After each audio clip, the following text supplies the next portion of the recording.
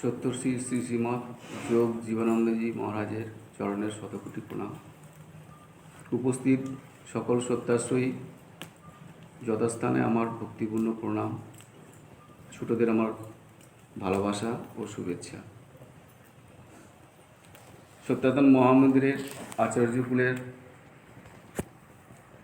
আচার্যদেবদের গণের পায়ে আমার সশ্রদ্ধ প্রণাম।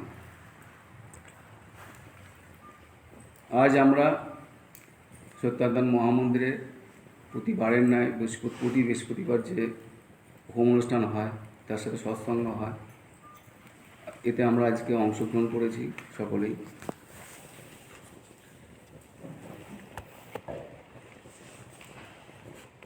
আজকে আমি একটা ছোট্ট ঘটনার কথা বলছি আপনাদের।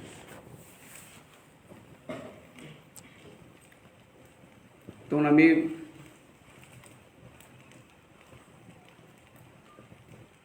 মিশন হসপিটালে কাজ করি।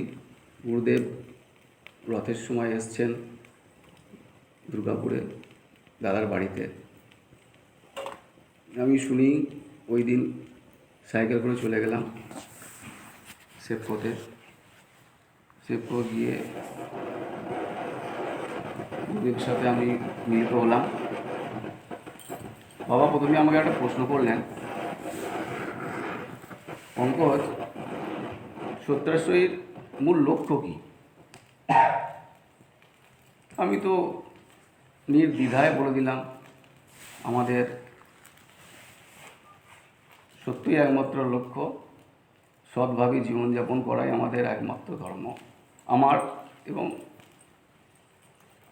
বলছে, ওইটা তুমি বুঝলাম, কিন্তু তোমার লক্ষ্য হওয়া কী উচিত? তুমি যেন সত্যাশ্রয়ী, প্রত্যেক সত্যাশ্রয়ী একটা লক্ষ্য থাকে। তো সাধন মন্ত্র পড়েছিলে?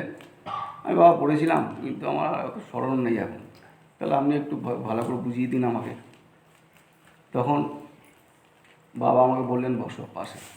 বসলাম গুরুদেবের শ্রীচরণে। উনি বললেন, সত্যাশ্রয়ী মূল লক্ষ্য হচ্ছে মুখ্য। বা মুখ্য হতে হলে কী করতে হবে?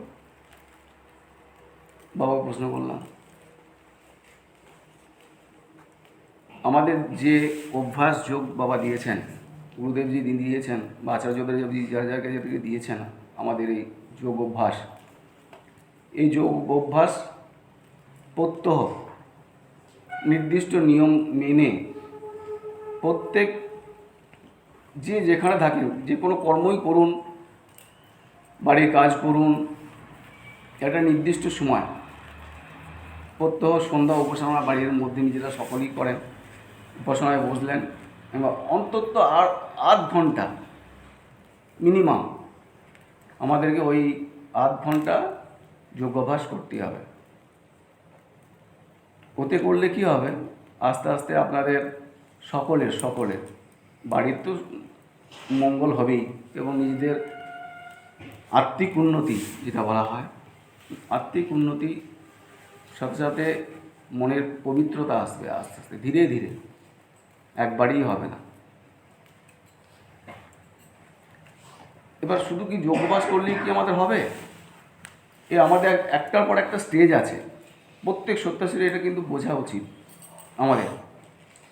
আমরা যেমন ছোটোবেলা থেকে পড়াশোনা করি, এবিসিডি শিখি, অ আ ক খ শিখি, তারপরেও আমরা লাস্ট পর্যন্ত যে গ্র্যাজুয়েশন ডক্টরেট সব আমরা করি, ঠিক সেরকম আমাদের এই সত্যায়তন মহামন্দিরে আমরা যদি নিজেরা যোগ সাধন করি, নিজের আত্মিক উন্নতি হবে। তার সাথে সাথে আপনি একটার পর একটা স্টেজ, একটার পর একটা শরীরের যে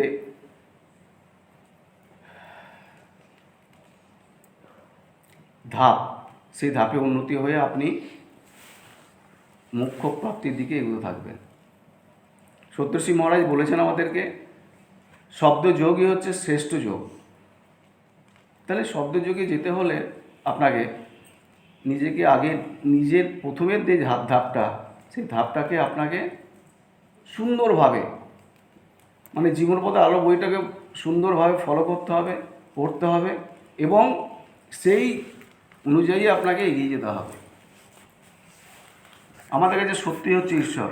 গুরুদেব এটাই বলে গেছেন যে সত্য ছাড়া আমাদের কিছুই উপায় নেই। মানে পৃথিবীর আদি অনন্তকাল থেকে যখন সৃষ্টি হয়েছিল সেই সত্য দ্বারাই উদ্ভাসিত হয়েছিল এই গোটা পৃথিবী। সত্যময়। এই সত্যই আমাদের পরম ঈশ্বর। আমাদের বলাই আছে সত্যমেব কেবলম সত্যমেব জয়তে। এই সত্যকে আশ্রয় করে নিজেরা, আমার তো এত বছর হয়ে গেল, আমি 97 প্রথম এই আশ্রমে পা রাখি।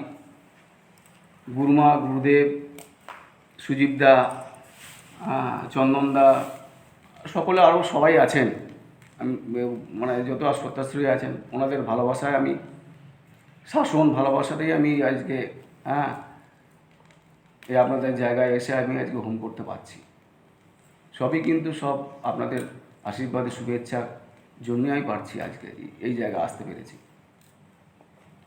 আমি শুধু এইটুকুই বলবো, আপনার গুরুর দেওয়া যেটা পেয়েছেন আপনারা, যারা এই সত্যাশ্রয়ী হয়ে সত্যাতম মহামন্দিরে দীক্ষাকে গ্রহণ করেছেন, ওনারা একটু ঠিকভাবে করুন, প্রত্যহ বসুন, যোগ অভ্যাস করুন, তাহলেই দেখবেন ধ্যান যোগের পরই আমাদের একটা যোগ আছে, সেটা শব্দযোগ। এই শব্দযোগে যেতে পারলেই মানে অসীম আনন্দ। এই আনন্দকে কারোর সাথে ভাগ করে দেওয়ার মতো কিছু নেই। অনেক সব জায়গাতেই বলা যায়, আগেও মানে প্রতিটা বইয়েতেই আমাদের এখানে আলোচনা হয়ে সবই হয়েছে, বইতে দেওয়াই আছে। বইগুলো পাঠ করুন মাঝে মাঝে, আপনারা দেখবেন এই পুস্তকের মতো আর পরম বন্ধু আর কিছু নেই। গুরুদেব যেগুলো যা লিখে গেছেন, আমি তো একদিন মাকেই বলে দিলাম, গুরুমাকে বললাম এই বই আমার শুধুমাত্র মনে হয় গুরুদেব আমার জন্যই লিখেছিলেন মনে হচ্ছে। এত সুন্দর, এত সব মানে এই বইগুলো যদি আরও আগে পেতাম তাহলে জীবন আরও কথা সুন্দর, আরও সুন্দর সহজভাবে আরও জীবনটাকে এগিয়ে নিয়ে যেতে পারতাম।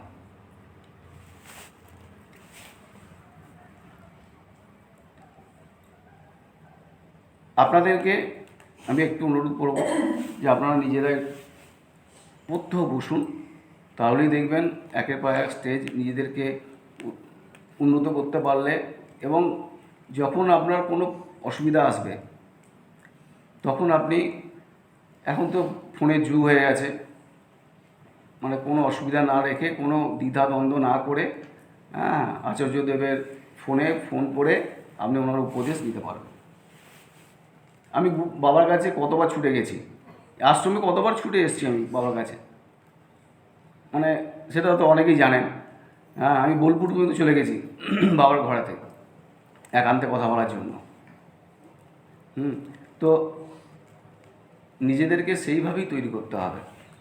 গুরু সন্নিকটে আসতে হলে আগে নিজেকে সমর্পণ করতে হবে, তাহলেই গুরুর কাছে গিয়ে সমস্ত কিছু আপনি অবলীলাক্রমে সব কথা আপনি বলতে পারবেন। একমাত্র পরম বন্ধুই হচ্ছে গুরু। ওনার কাছে আপনি নির্দ্বিধায় সমস্ত কিছু সমর্পণ করতে পারবেন। আর আমাদের গুরুদেবের মানে কোনো রকম আমি দেখেছি, এতদিন ধরে আমি দীক্ষা নেওয়ার পর বাবা যেমন আমাকে শাসন করেছেন, আর সেইভাবে আমাকেও ভালোবেসেছেন। এই ভালোবাসা কাউকে মুখে বলা যাবে না, একমাত্র নিজের অন্তরে অনুভব ছাড়া কিচ্ছু করার না। এটা আপনারা সকলেই সত্যময় হয়ে উঠুন, পবিত্র হয়ে উঠুন এবং নিজেদেরকে সেইভাবে তৈরি করুন। প্রত্যেকটা বাড়িতে শান্ত উপাসনা হওয়ার প্রয়োজন আছে। বাচ্চাদেরকে ছোটো থেকে যদি আপনি শিক্ষিত করে না তুলতে পারেন, অভ্যাস যোগ না দিতে পারেন, ওদের অভ্যাসের মধ্যে না আনতে পারেন, বড়বেলায় গিয়ে কিছুই হবে না, সামান্য মাত্র।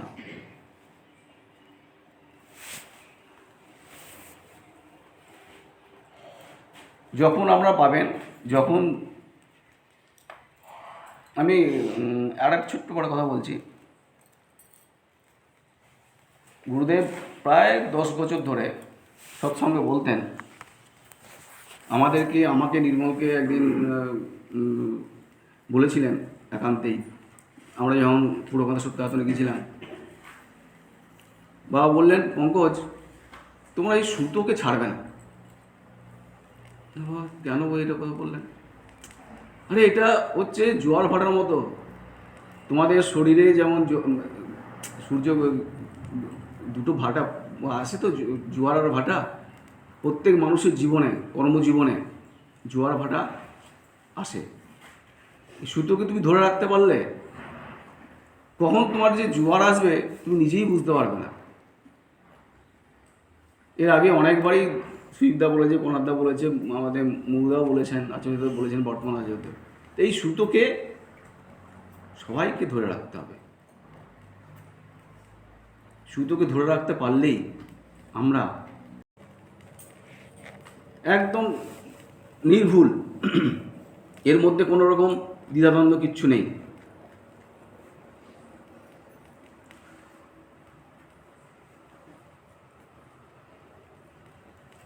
বর্তমানে আমাদের প্রত্যেক সত্যাশ্রয়ী হয়তো সময় পাচ্ছেন না বসতে, কিন্তু একটা সময় আপনাকে বার করে নিতেই হবে ধ্যান করার জন্য। আরেকটা আপনার পরম বন্ধু হচ্ছে শ্বাসবায়ু। এই নিঃশ্বাস প্রশ্বাসের তালে তালে আমরা যদি আমাদের এই সৎনামকে স্মরণ মনন করতে পারি, তাহলে আপনি হয়ে যাবেন পবিত্র চিত্ত। আস্তে আস্তে আস্তে আস্তে আপনার মন কোনো রকম অসৎ চিন্তার দিকেই যাবেই না। নিঃশ্বাসের তালে তালে যদি আপনি সৎনাম স্মরণ করতে পারেন, অনেকেই জানেন এটা পদ্ধতি, প্রসেস। গুরুদেব প্রায়ই বলতেন সৎসঙ্গের পরেই। আর কি বলবো, আর বলার কিছু নেই। গুরুদেব যা দিয়ে গেছেন এই যেন সুন্দরভাবে আমি আমার জীবনে পাথেয় করে চলতে পারি, এই আশীর্বাদ আপনারা করুন। ওম তৎসৎ।